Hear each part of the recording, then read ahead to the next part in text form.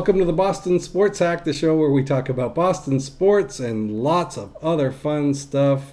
My name is Felix Brown. Across the desk is Annie. Good morning, Annie. What up? Good morning. What up? What up? You are feeling it after that Patriots 43-17 pounding of the Bungles. The Bungles. The Bungles. They are just a bad team, let's be honest. Yeah, okay, so let's start with that. It's a great place to Want to start there? I do. How bad the Bengals We have are. a lot to talk about. We do love to talk about. Yeah, they were awful. The Bengals were awful. Talk about, can there be a team that does not show up as much as they don't show up when it comes down to, Not that I've seen. Yeah, I mean, whatever that time is. I'm trying to find the right word for that time. Crunch time? Crunch time. Crunch sure. time. We'll say crunch time. They are bad. Really bad. It's the ginger. Yeah, I mean, Andy Dalton is a stiff, I think. And he's a good regular season quarterback generally, but it seems like when there's a big game, they don't show up. AJ Green fumbled not once, but twice. Nice. Is that Revis, though, just playing awesome? Revis was pretty good. He's pretty good. Yeah, he played better. He had an interception that they took back. Yeah, that was a bummer. Green didn't look good, though. And you're right. You said this before. Lewis, their coach. Yeah, Marvin Lewis. Terrible coach. He's a terrible coach. Lost. He does. He looks, yeah. But they were favored. They were 3-0 coming into this game. Yeah. And they had a bye week beforehand. Right. Coming off a bye week, and Yes. that's the stink bomb you throw out there. It just doesn't make any sense. No. I think, actually, if you look at Andy Dalton's numbers, they weren't that bad. His passer rating was, over 100. Oh. So it wasn't really his fault, I don't think. The receivers dropped a lot of passes. They totally did. All night. They turned the ball over a ton. Yep. And who had interceptions? I forget. Anyone? I know. I don't remember either. Yeah, Sorry. We've been drinking a bit. But, yeah, the Bengals don't show up for big games. Certainly don't show up in the playoffs. And so when everyone had them all hyped to make a run this season, some new and improved Bengals, I wasn't feeling it. But I did say they were coming into the game, I was a little nervous about after the way the Patriots had played and the Bengals had looked pretty good. They hadn't really beaten anybody except for the Ravens. Right. And I think they had 2 tomato cans after that. So yep. They were an undefeated team that you really didn't have any faith in. They're 3-0, but, I felt the same way about the Chiefs, though. I kind of did. Well, I didn't. I totally didn't once it came down to that game. But, yeah, I could see you would feel that way. But the Chiefs were on an upswing, though, when they came into that game. It felt like they were.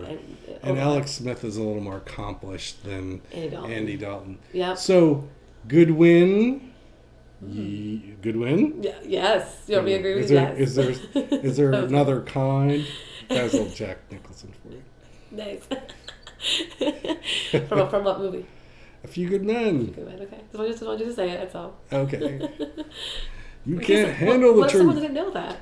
Everybody knows that reference. Okay, so you're saying good win. Well, let me think about it for a second. Actually, it's a great question. Was it a good win? It was a good win, actually. Yeah, it actually was a good win. They had some issues. There's some lingering stuff that I don't know. Yeah, I don't know if the season is fixed yet. I don't think they're a lock to win the Super Bowl. But it was a good win, actually. But it was a good win mentally. It was a good win. They responded. Yeah. And I know I'm always big on intangibles, and I will always be that way. And they showed it. They totally showed that. That I like to see that. Although they did wane a little bit with the intangibles. Like they came up really hot and heavy, and they kind of hit a little bit of a slump. And then they played well in the second half again. But then they kick a field goal. Yeah, like they stopped scoring touchdowns after a while. That kind of worried me a little bit because they gave the Bengals an opportunity to get back into the game. They totally did. And while I'll agree that any win is a good win, and I think they did come out with a lot of fire, a lot of passion, which we hadn't seen in the first 4 weeks. Yeah. I don't think this is the breakout win that we're looking for. I think there's still lots of problems with this team. Starts with the offensive line. I know they had a great game or a good game. Yep. I'm not convinced yet that you change your spots. After 4 games of really bad play, you have a good night, you're home. Yeah. Everyone's revved up for a Sunday night game. The crowd was awesome. A lot of passion. But can they do that week after week? Can they continue to get better week after week? I'm not sure that they can. So talent-wise, they have the talent to get better every week. That's a great question. I don't think they did you notice how much did the Bengals really pressure that front line too? Not a lot. I mean, did they have a really big job ahead of them that throughout the course of the night last night, or? I don't know what their plan was. That was the weird thing. Is the because Bengals. Because wouldn't you? What we saw in the first 4 weeks was that people had an ability, with the exception of the Minnesota game. So in 3 of the 4 games, they were able to get in Brady's face, and that's always a problem. Yeah. What was the game plan of the Bengals? Let's put some pressure on this guy. How about some blitzes once in a while? Well, that's true. So there wasn't much pressure then. You're right, because they didn't blitz that often. And then here's a kind of dumb word that I have coming out of this game, is for some unknown reason the Bengals also thought they didn't have to cover Rob Gronkowski. They're like, we'll let him kind of hang out. And I feel like the Patriots exposed some of their plans moving forward, like with Tim Wright a little bit, like their 2 tight end sets and stuff like that. So now, if you're Buffalo, now you're going to game plan for that more. So if they game plan more for that, are we back to square one again? Where there's, you know what I mean, where the balanced approach is gone again. I don't know. I don't know if you can. If Gronk is on, you can game plan all you want, and unless you even when you put 2 guys on him, he's still a matchup problem for people. Yeah. So let's circle back a little bit, because really good things came out of this. I think some good things came out of this game. Okay, so can I ask you? Sorry, I interrupted you. Sure. Let me ask you. Was it a good win? Yes, you did. Yeah, I think it was. I mean, I think I said any win is a good win, right? No matter what happens. There's still concerns moving forward, but I want to focus on some of the good things that happened. Awesome. You're always being positive. I know. I'm such a glass half full type of guy. I know. I liked what I saw with the running game. Going back, I liked the 2 tight end sets that we saw. The reemergence of Gronk was so good to see. I know. And when he's on his game, I think he is such a special player that if you could ride Gronk, you could make it all the way to the Super Bowl. So I really like to see them rein it in instead of this crazy 3 and out, pass 3 times and then punt. Yep.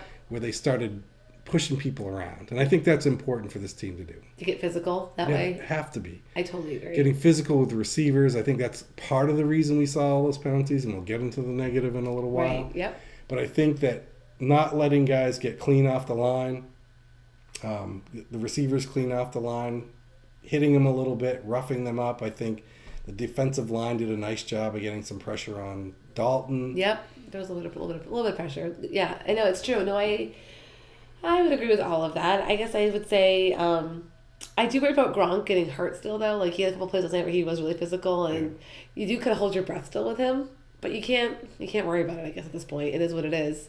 And it was really, he is key. I agree. If he stays healthy, then the season may not be lost yet, really. Not yet. It was good to see him play balls out instead of... It seemed like he was a little timid, tentative. Yeah. Good word. Yeah, he was. He looked tentative in the first few games, so it was good to see him play really tough. And then, I got to be honest, I felt really good about Stephen Ridley. Yep. And Shane Vereen, I thought, is such a weapon. I love Vereen. He's so versatile. Remember last year was the middle of the year that he got hurt, and they were like, what are they going to do without Vereen? And they had featured him in the game plan, and then they kind of, at the end of the season, they went away from him. He's such a weapon. He does such a great job on 3rd down and catching the ball out of the backfield, and even a handoff now and again. Yep. Love that guy. I love that guy too. I've always been high on this guy. I always liked him when they drafted them together. Yeah. And I always liked Bolden and him. And Ridley? Ridley. I thought, wasn't Ridley there? I thought it was Ridley and him, actually. Okay. Yeah. You might be right. Memories may or may not be accurate, but we're going to go with it for now. They were at least close enough at being drafted that I remember always being higher on him than I was on Ridley, actually, at the time, because I like his speed. Green's really fast, and he has that way to, dart and miss defenders and then go upfield that way, and I love that. Although Ridley had a big play last night. He had 43-yard run. Which was his longest run from scrimmage in his history. Love that. I know. It was just kind of sad it took that long. But, hey, he did it. I was kind of pissed he didn't outrun the defenders. I thought he was going to go all the way. And then they kind of caught up. He probably ran out of breath. Everyone has really run that far. Usually he stumbles forward and that's it. He's good at the 20-yard dash. Yeah. Not the 40-yard dash. 40 yards, holy shit. That's it. I can't go further than 40. I can't breathe. I've only done this at the combine. No, I mean, they were definitely good. And Okay. I will say that I like the fans of this game, not a technical part of this play, but I feel like the fan. I know you're gonna laugh at this. I know it's fine. You can laugh. But I feel like Gillette rarely gets that loud, and it was loud enough that last night where they couldn't. The Bengals couldn't hear very well at times. Right. And they had a false start that I think was because of the fans, and I've never been proud of my entire life. Really? Yes. No, you're such a fanboy girl. But an expert at the same time. I'm an expert fangirl. Expert fangirl. Yeah, I guess the fans did a good job. But you know what? All week, I was really sick of the fans, and even you questioning Tom Brady. I knew you would say that. I will say that I did not waver. I admit Tom's getting older. Yeah. And that I think they're starting to think about what's next. Yeah. But I don't think they're ready to move on from Tom. Not this year. Not even next year. I still do. Interesting. So talk a little bit about what happened during the week. On Sunday, Chris Mortensen came out with a report that Brady's unhappy, that there's some friction between him and the coaches, that they're taking his play calling ability away a little bit. Yep. What's your reaction to that? That's crazy talk. Yeah. That wasn't surprising, was it? I think that was totally in line with what we've been hearing all week from other outlets. But he says it's not true. Is it true? You think it's true? I do think it's true. Really? I do think it's true. I totally do. And I think, I'm not sure what changed it. Okay, what I can't explain, I still stand by what I say. I think Brady might survive this season, but will be gone by next season. I still stand by that. I will miss him. I'm not trying to be mean. I will miss him, but I still think that's true. So opening day quarterback. So before you go on to opening day quarterback in 2015 is Jimmy Garoppolo? Yes. Really? Yes. Wow. Yep. I think so. Yes. Actually, no. I'm not gonna say I think. Yeah. I think we're heading towards that direction. I don't agree, but okay. What was your other thought? Well, I would say I'm not sure what changed it. Wasn't too about Brady this week. Excuse me. It was his body language was totally different, and he's denying all these reports. But I feel like there was so much. I felt like there was a lot. We kind of heard when there's smoke, there's fire a little bit. I think, and there's a couple of reports like that. And Chris Mortensen is pretty plugged in actually, and I think for him to report that was interesting, and it kind of felt in line with what we've been hearing from the local beat writers, and it kind of felt in line with how frustrated Brady's looked so far up to the season. Then he came out with like a man with a mission last night, and it was great. I don't know how he got to that point. Like, I don't know if anything has changed internally. If he just said, F it, I'm going to go out there and just play regardless. Like, that's his leverage point, is playing well, actually. Right. Yeah, if he sits around and mopes and doesn't play well, then nothing's going to work, It's a self-fulfilling prophecy, right? Such a good term for it. Exactly. So I think there's still some issues there that way. And like I said before, this team totally revolves around him. Like, they played that first drive was a totally different team than we've seen all season. And it started with him. And I love that he played like that. It's so fun to watch him when he gets fired up like that. I mean, I still love it. But when he's mopey, then the team follows that too. Like, so you're thinking that's what happened weeks 1 through 4, is that he's a punk up his ass somehow. I'm not sure what it is. Because they traded Bankins. Well, right. Because maybe he's getting less say in the play calling. Right. And that they have Bill, the GM, has failed to put good players around him for multiple years now. Tompkins is gone. He went to the Raiders today. So right. There's another one that was a head scratcher. I still don't get that. I was mystified. What about Danny Amendola? I mean, what is going on with this guy? We've been harping on him all season, why would you get rid of Tompkins and not cut Amendola? And I know he had guaranteed cash, but you know what? That's water under the bridge for Bob Kraft. Get rid of that guy. And they have cap space, as we said. There's room. So Bob can afford to lose, $4 or $5 million and just go chalk it up to experience if this guy didn't have it. I know. And they cut a kid who probably didn't cost him much money. They had made some good plays in the past. Like, unlike Dobson. He had 400 yards in his rookie season. Wow, which is really good, actually. He had some huge catches. So I don't get it. I don't get that still. But I feel like Brady is... as good as he played yesterday, I feel like there's still some lingering stuff around all that. So I buy into the Mortensen story. I did. So you did not, I take it. You were less so, or where were you at?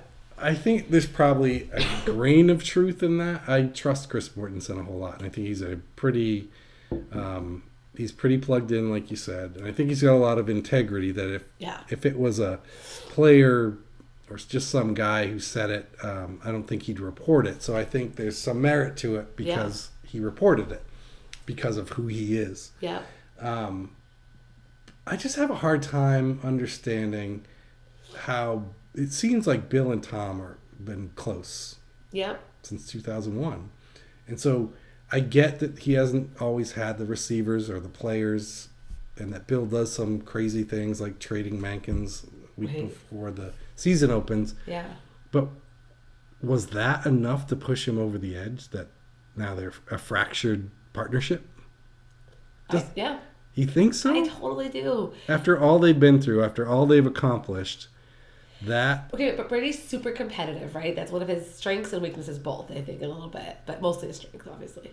And I think I think he's a little desperate. I think that's why he sees ghosts sometimes. That's why he doesn't do well when there's a breakdown in the defensive line. Because I think he's so afraid of getting hurt and having it all end. He wants one more ring. I think Belichick wants that too, but I feel like they almost want the same thing, but for different reasons and on different wavelengths a little bit. Almost like Brady's Republicans and Democrats, right? They want the same thing, but they want to do it differently. Yes. Oh. And they're both really passionate about it, but have a hard time finding middle ground. And maybe that's where they're at. And Brady, unfortunately, is coming from a more desperate place from it. I think he feels that whatever that internal clock might be, I think he's feeling it. What is he gonna have a baby? You say that, baby. Men cannot get pregnant. Women get pregnant. He's hot enough to do it. He could. He could pull anything off. Tom could have a baby. He could, and it would be a great quarterback. Could probably start for the Cleveland Browns. Oh. And B, it would have a halo. And a quick side note: Did you hear that Johnny Manziel wants to mentor? What's the guy from Florida? Oh yeah. Yeah, the Heisman. I could see his hair. Heisman Trophy winner from last year. That's kind of a bit of a snafu this year. Winston. Manziel's like, yes, yeah, that guy. But Manziel's like, I want to mentor him. Yeah. It's like you've been 4 games in the NFL, dude. Like, how about you play first? Yeah, really. And then maybe mentor someone. He almost made a play. Yeah, anyway, I didn't hear that, but that's absolutely ridiculous. It is. Johnny Manziel's he'll flame out, right? I mean, he's not going to make it in this league. Yeah, Brian Hoyer played really well yesterday. Well, second half, they got a win. Yep. On the road. That's kind of a tangent. It is, but I didn't mention that. But the interesting thing to me is we've started to... I didn't expect this coming into this year, I guess. I know. It's weird that we're already at this point, isn't it? It happened fast. Right.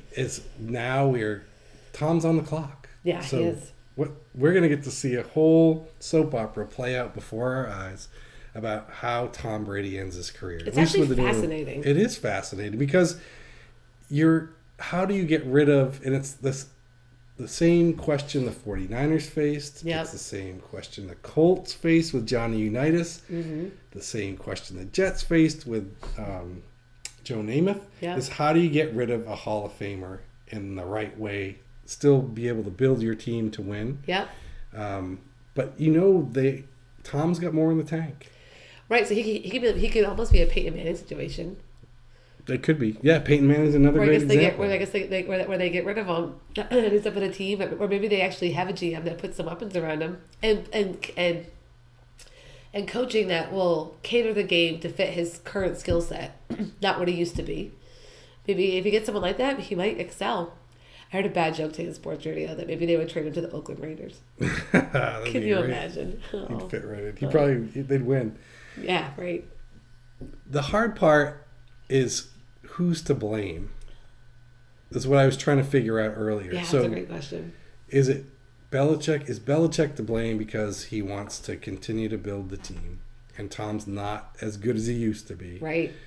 Or is Tom to blame for being pig-headed and not accepting kind of where he's at? Because he said even earlier this year that he wants to play 4 or 5 more years. That's not realistic in my mind, your mind, right? No, or anyone's we never mind. bought into that. Yeah. But it tells you what his mindset is. Right. And so he's being pretty pig-headed about what his role should be.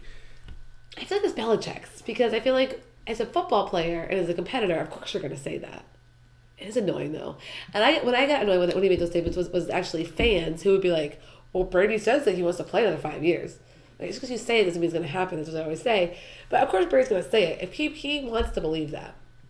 But Tom always talks about what's best for the team. And is Tom playing until he's 43? Okay, could also best argue for the Patriots? No, hell no. Right. We could also argue that Brady's been a little bit maybe too much of a team player in some ways, right? Yeah, I think he should have been more vocal, and maybe he is. We don't know. We're not in the locker room. No. We're not in meetings with the GM, but he should have been a little more vocal about, give me some weapons because this is bullshit because I'm carrying the load here, and I want to win. You want to win. Spend some money. He even went so far as to reduce his contract and renegotiate it so that they could sign Welker, and then they screwed him. They did screw him. I almost said the F word. Can we say the F word?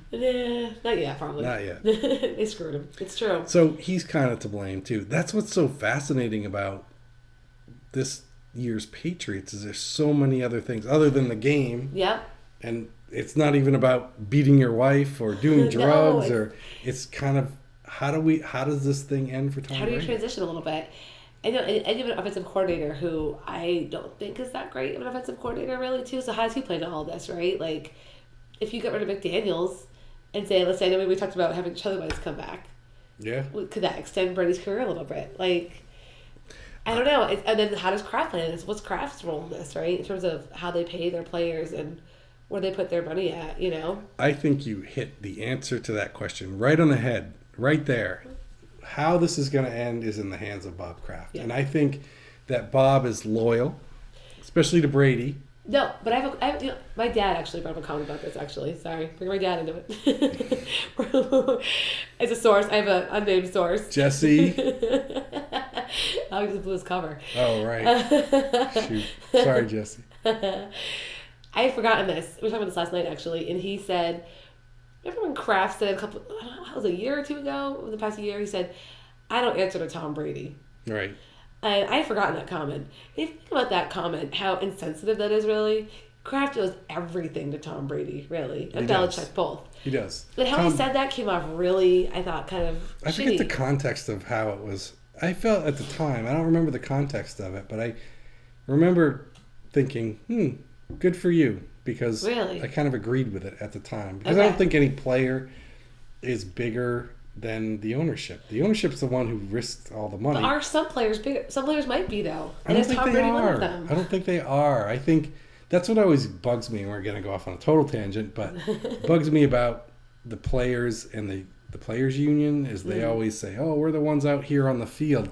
Ultimately, Bob Kraft was the one who put the money up to buy the team. True. And he says how the team's going to be run, not a bunch of players who are going to be around for, on average, 3 to 5 years. Yeah. So I think Bob has every right to tell Tom Brady that he's the one making the decisions. That said, I think that Kraft is a loyal guy, and I think he does recognize how much Brady's a special player. Yeah. He's not just a good player who came along and gave you a couple of Super Bowls. Yeah. He's been the face of the franchise. He's helped Kraft build that stadium, and I think Bob recognizes that. I'm not calling him Mr. Kraft. Just because you have $1 billion doesn't mean I have to call you Mr. Your name is Bob. Your mom named you that. That's a little bit of a rant. But I hate that. Whenever people are rich, you have to call them Mr. Kraft. Mr. Kraft, really? Could you imagine if someone called me Mr. Brown? I would be, don't call me that. That's so stupid. My name's Felix. But I think noted. I will never call you Mr. Brown. Don't call me Mr. Brown. But I think that Bob, I think that's how it does it. Excuse me. I think that's how it does end is that Bob steps in some way, maybe even behind the scenes, and makes it right. But I do think, I'll tell you another thing. Okay. You want to hear more? I do. You're going to roll, go. I'm on a roll. I know. I'm a total mic hog right Mr. Brown. Mr. Brown says, no, I think that Tom Brady doesn't end his career in a Patriot uniform. That's what I think. We've always said that, right? I know. That's not a revelation? No, we said that last week. Isn't the perfect world for Tom to ride out in a Patriots uniform into the sunset? Yeah, it is for me. In a movie. Yeah, exactly. Yeah, but I want that. I want that for Tom, and I want that for our franchise. Maybe Tom doesn't want that. I know, but I hate when players stick around and play useless, meaningless football. Just go away. Win one more championship. I'd go all in next season. I would have went all in this season. Oh my God, right? Thank you. That's so frustrating. That's what this year's supposed to be about. I know, but all right, they screwed it up. Let's go in all... Okay, so whose fault is that? They screwed it up. I know, it's Bob Kraft. And Belichick. I know the GM, the worst GM in the league. Yeah, fire his ass already at that, would you? I know. If I were Kraft, and you have to look at it. I was thinking about it today. It's been 10 years since they won a championship. His track record is not, I have 10 years, and you have Tom Brady, and you don't win a championship? Are you kidding me?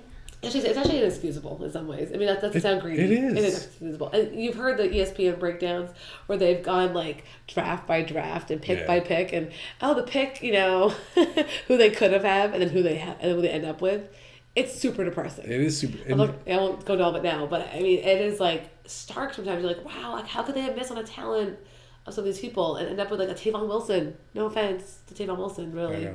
He's a good kid, I'm sure, but... I think the Patriots, I read a stat where they had drafted 17 wide receivers and only 2 had over 1,000 yards. Okay, but here's another circle of this conversation, though. Like, whose fault was that? Brady is a wicked picky about his damn receivers. Yeah. I mean, so... I don't get that either. I don't even... It actually pisses me off.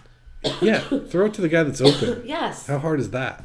It shouldn't be that hard, really. And everyone does their job. Everyone shuts up and does their job. Should be that hard, and then throw to the open guy. So the other thing I was thinking, it should be that simple. The other thing I was thinking about Tom Brady, and maybe this is kind of fanboyish, but I was watching the press conference after the game, and it was a tough week, and Brady got thrown in the mud a bunch of times, saying it was over, his career was over. Then he got the Chris Mortensen report about how he's, kind of a... By the way, really quick with that, interesting timing of that report, that it was Sunday morning. I thought that was interesting timing, actually. That's when you break news in the NFL. Yeah. That's when I break my news. Is that when you break it? I break it down in the morning. With your sources, I know. I talk to my sources, and that's when I have them on Friday night, but I'm holding it till Sunday morning. I don't know. I thought it was interesting. Didn't you? I don't know. I was like, because Chris Morrison's That's kind of how they do it, though, don't you think? Because someone had said that true, I guess, but he had a lot of access because of the Monday night game. ESPN had the Monday night game against Kansas City, so he was in the locker room, had a lot more access, and that's where he found out that information. So he may have held it for almost a week. Wow. Just interesting. But I find the whole cycle interesting. But I was watching Tom Brady's press conference, and what really... I think it's such a great thing that we're pretty spoiled here. And I'll tell you why. We're spoiled. I'm going to drop some knowledge.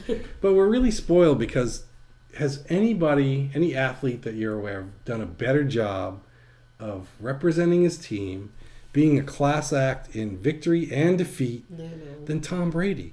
He had a really rough week and perfect opportunity to go off and say some really nasty things. And that dude... handles it with class every single time, says the right thing every single time. I'm always so impressed with that. How could you... This is an emotional game, right? Yeah. And how can you not be competitive even when you're at the mic? To say some things... Why hasn't he ever come out and said, you know what, they don't get me any goddamn receivers. They don't put any talent around me. I've been carrying this team for 10 years. Yeah. He never does that. No. The closest it came was last week when he said the Bengals draft high. That's supposed to be the game, right? He kind of, and his we'll see. Is there enough talent in this team? We'll see. Yeah, but I thought that was even... That's the closest he ever came to maybe saying something not team-friendly. But then you look at, over the years, the players that have been in the NFL that were just the people you hated. The Michael Irvins, the Deion Sanders, always beating their chest about how great they are. Even that knucklehead up in Seattle. Richard Sherman. Yeah. And it makes you want to puke. And then you see Tom Brady super humble. But not like annoying about it as Peyton Manning is, though. Like Peyton Manning is like, I know. Yeah, Peyton comes off as phony to me. Right. Brady is just humble and sincere. I know. He's a perfect human being. He's a perfect human being. He totally is. But he's not. So here we are, week 5. Yeah. We're on to Buffalo. As it is. We're on to Buffalo. Yeah. And... So the Patriots coming off this really big win for them. And it was a big win. I will say it's a big win. Right? That was a must win. I think it was absolutely a must win. Yeah. what happens next? Was there enough in that win to convince you that this team's on the right track, or still a work in progress for you? Work in progress. Work in progress, because... Yeah, tell me about that. This is radio. You can't just think what you're thinking. I can just you need to say it. People should know that my pause means I'm thinking. That's implied. So I think that, as we said, that's this stall in scoring was a little bit of an issue, a little bit of a problem. That I think they bounced back on the second half, but I hit that middle part of the game where I was like, this isn't feeling as good as it was. Like, they had a little bit of, like you said, like, they were doing field goals. There were some plays that the Bengals had converted them. They would have been back in the game really easily. I mean, that game could have gone very differently, actually. And so that was worrisome. I want to see more consistent offensive plays. And that defense was really good, but we don't really, like you said before too, I don't really know if that was more the Bengals just epically choking. Yeah. Like Chandler Jones had a really quiet game, and I would like to have seen him be in there more. And like Dobson, like I don't know what's up with Dobson did. Like, he had a catch. Oh my God, though, like he was activated, but he was like a non-factor. Amendola, I mean, they balanced it around enough, but I still, like I said too, if people kind of catch on to their scheme of running the ball and using two tight ends, then what? Right. And Brady had some throws that still weren't accurate, downfield in particular. Stop throwing the damn ball downfield. You can't do it. I know. It's fine. You can do it. Let's just adapt. I don't think he could ever do it. Yeah, thank you. He could, unless it was Randy Moss, and then because Randy Moss had like spider hands. Yeah, he would just throw it up there, and yeah. Remember this last game he threw one up into the middle of the field, and Brady went back, and there was some pressure, and he just heaved it. Yeah. And Edelman couldn't get to it, but it was like, what are you doing? I know. Well, there's one that was almost intercepted. That totally could have been. And I was like, why are you throwing that? I'm with you. I'm as good as an important win as it was, and it was kind of comical that Collinsworth and Michaels were saying, like, this is one of the biggest wins in Patriot history, our most gratifying win. I'm like, really? You've won 3 Super Bowls. I think it's a little more important than a Week 5 win over the Bengals. I totally agree with that. They were a little weird last night in their comment, and I love Chris Collinsworth a lot, but they were piling on the fans and the media, which I thought was interesting. They totally were. I wonder why that is. I know. I don't know. They were annoying last night, and as much as I'm with you, I like Collinsworth a lot. I just thought that was kind of weird. There was a lot of reason to have some anxiety about what was going on with the Patriots. Right. We weren't wrong for feeling what we were feeling. We didn't make it up. Right. Yeah. They were just blown out, gave up 40 points in the previous week to the Chiefs. So, but I'm with you. I think there's still a ton of problems with this team, and I haven't changed. I said 10-6, I think, and I think last week I even went down to. Did I go 7-9 or 9-7? No, you did 7-9. Yeah. And I'm not convinced yet that this team is going back to the AFC Championship. No, there's 2 things too that I'm not convinced about either. I'm not convinced that their coaching, that they'll maintain. The coaching is just wackadoo sometimes, and so I don't. They had a good game plan this week, it seemed like, and I don't trust that will carry over week to week. And then, if the flip side of that is the execution of it. I don't know if they'll always execute. Like I said, I don't trust in consistency yet at all. I don't trust in that. Coaching or execution wise, I don't. Well. So what I want to know from you now. Yeah. We're out of time as usual. Already. Man. It's crazy. Can I say one thing? Can I say happy thought before we finish this up? Oh yeah, Patriot happy thought coming up. Well, on the Brady thing, I know I'm harsh on him, and I'm like, he's gonna be out of here soon. It was super cool last night. Like there was that 5 minutes where they had that great first drive, and then they scored, and then he surpassed his 50,000, and the crowd was just chanting Brady. Yeah. And it was awesome. It was like a throwback of it was just so New England that moment. Of just people were just in it and they were feeling it, and it was. And it was a great moment when. It was a good moment. He and Edelman were throwing the ball back and forth, deciding who was going to spike it. I thought that was pretty cool. Yeah. But it felt genuine. That all felt really genuine, and that was just it was good. So, I like this moment. Like I mentioned earlier, yes, we're on to Buffalo. Yes. We're heading up to, is it Rich Stadium anymore? It used to be Rich Stadium. What is it called now? Who knows? Who goes to Buffalo, for Christ's sake? Buffalo. Ralph Wilson Stadium. Is it still that? No, I think it's still that. He died this year, but he did. Always ends in a death story. But Bon Jovi did not buy the team. which is good. Yeah. Because they'd be living on a prayer. He thinks he's so hot, Bon Jovi. But then Belichick could have gone and coached for him, though. That was the shock. Yeah, remember that one? Because they're like best buds. All right, so we're on to Buffalo. And what I want to know from you is what's going to happen up in Buffalo this weekend. They are going to... She's thinking. Lose. Yeah, I'm thinking. They're going to lose. I already said that before, but I was going to waffle. No waffling. They're going to lose. You already said that? I thought you said they were going to win. No, just in life I've said that. I already said that in my own head. In life? Yeah, in life I've already... So in an earlier show, you said they're going to win. Oh, I did say that, didn't I? Yeah. Holy smokes. So that's my gut speaking. They're going to lose. They're going to lose. They're going to lose. Okay. All right, you heard it here totally first. Off the cuff. It was not the beer. Just a few shows ago. I had it winning 13-10. Okay, now they're going to lose. I think I talked you into it. I think... Yeah, thanks a lot. I was all optimistic. I think I made you a pessimist like I am. That was totally a gut reaction. Damn. 14-17. Really? I think the Patriots lose. I think they're not back. I think that was a good game. I think they had a decent game plan against a really bad team. Yeah. The Bills are coming off a big comeback win at home last week or this week, and I think the Patriots lose 33-20. We'll be back next week to figure out who was right, who was wrong. I know. And then it gets tough. It gets tough. Yeah, then we're starting to hit. They've got Green Bay coming up. They've got Detroit this year, who's played pretty well, except for... Bears are in there. The Bears are in there. Denver's coming up soon. Denver's coming up. It's going to be crazy town. I'm repeating everything you say. Denver's coming up. Yeah. It's going to be crazy. All right, Annie, looks like we're out of time, but don't forget to like us on Facebook at Facebook.com/SportsHack. And then follow us on Twitter at SportsHack72. Appreciate all your comments. Yes. And we have a surprise announcement next week.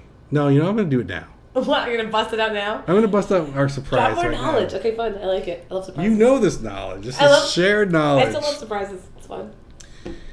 Next week, 7 o'clock Eastern Time, Annie and I will be broadcasting live and taking your calls. So... look forward to that. We'll be back with the details on that at our next show. Follow Twitter, too. Follow us on Twitter. We're going to break it out on Twitter, make our big announcement about our new show. No more podcasts. The Boston Sports Hack Show. Yep.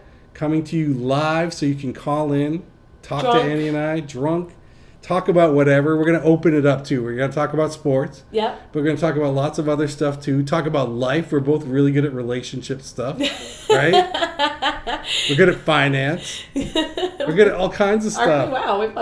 We are. Dogs. We like dogs. We like dogs a whole lot. If you need music. We love music. Music. Dog training. Music. Dogs and music together. Whatever it is, you can talk to us about that. But we'll have more details, so make sure you follow us on Twitter at SportsHack72. And call with hot takes. You'll be able to call in with hot takes. Yeah. You'll be able to give us... You can yell at us, too. Give us shit? Yeah. You can tell us we suck. That'd be fun. The show is going to be off the hook. It's going to be great. It'll be fun. We're psyched. I can't wait. I know. So we'll have more details about that coming up. At SportsHack72 on Twitter. For the Boston Sports Hack, my name's Felix Brown. I'm Annie. We will see you next week live.